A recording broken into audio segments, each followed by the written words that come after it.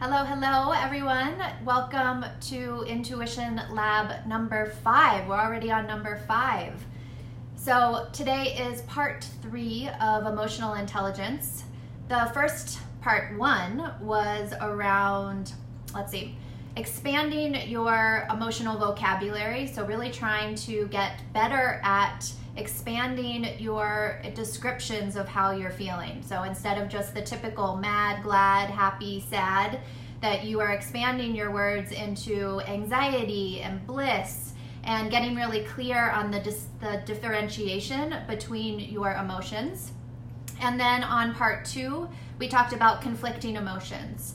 And so feel free to go back and watch those. They are on our YouTube channel, also in this Facebook business page as well. So they're all over the place. You can go back and check them out. But today, Stephen and I are going to be talking to you about emotional intelligence around how do you know when your feelings are actually yours and when you are feeling somebody else's emotion, and how to start differentiating between your emotions and somebody else's.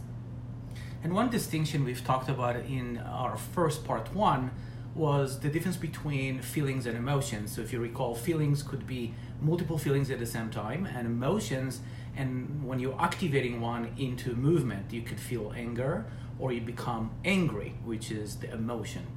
So it is the same concept when you deal with connecting to other people. The other day I was meeting a friend and he told me a story, and then he said, "I notice you feeling disappointed." And I checked in and I said, "I'm actually not feeling disappointed, I feel sad. Do you feel disappointed?" And then he checked in and said, "Yeah, actually I am. I'm disappointed with myself." So what I just illustrated is how to check in to know when it's your feeling or emotion or it's someone else, and to know the difference. Now, if you've done that for a while and you become an expert in it, you'll notice that when it's your feelings, they have a certain quality to them that you can recognize. That is how my disappointing feels. And if it's someone else, then it has a different flavor, a little texture.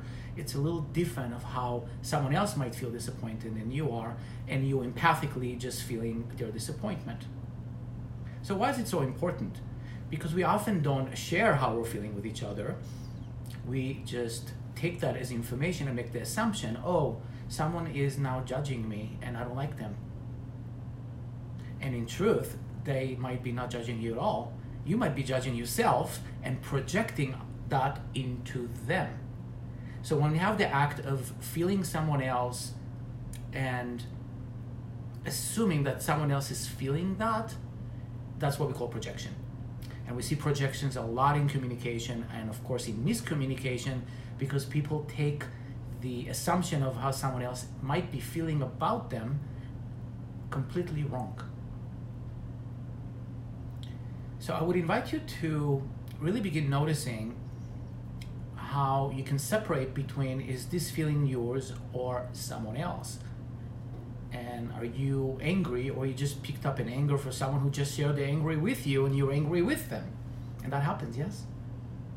Yes, it happens a lot. So I want you to even just think about some example in your own life, because I guarantee this has probably happened in the last couple days even, because we tend to project fairly frequently in our lives, and it's oftentimes the thing that keeps us most out of relationship and most out of connection with the people that we actually love the most, and where the most miscommunication and frustration happens in relationship, because I make an assumption, for example, that my husband is feeling frustrated when actually that's not how he's feeling. And if I don't check that out, if I don't take the time to ask and I just make that judgment or assumption and I go on through the whole conversation assuming something, then that is going to keep me out of contact with that person in my life, rather than just simply asking, hey, how are you feeling? Or what I'm feeling is really frustrated. Are you feeling something similar or something different? So there's tons of ways to ask it, but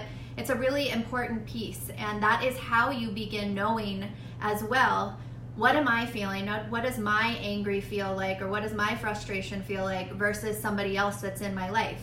And how you start noticing what your feeling feels like versus somebody else. And you can start noticing that really quickly and learning very quickly about how your anger might feel different than somebody else's sitting across from you. And if you are a person who is not connecting very much to your feelings and emotions, it's probably not even an issue for you.